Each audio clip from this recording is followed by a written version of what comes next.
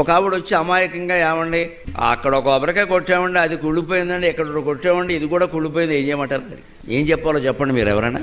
నాకు జాలేసింది నిజంగా. పెద్ద వయస్సు ఆవిడకి ఏదో మనసులో శంక ఉంది. అంటే పాపం ఆవిడకి బెంగ ఏమిటంటే ఈ కొబ్బరికాయ కుళ్ళిపోవడం అనేది మనకి జరగబోయే అశుభానికి ఏమన్నా సూచనేమో.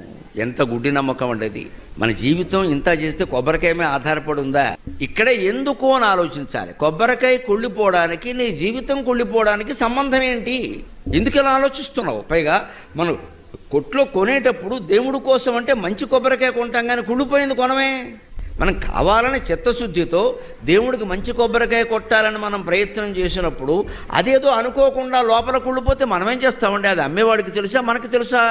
అలాగనే ఏమండి, దేవుడికి తెలుసు కదండి, నా చేతికి మంచి కొబ్బరికాయ ఇచ్చేలా చేయొచ్చు కదండి, దేవుడికి వేరే పని ఏమి లేదా? నీ కొబ్బరికాయ లెక్కెట్టుకుంటూ కూర్చుంటాడా? అంచేతను మనం ఈ ఎందుకు అన్న ప్రశ్న వేస్తే ఈ ఆలోచన పక్కకి వెళ్ళిపోతుంది.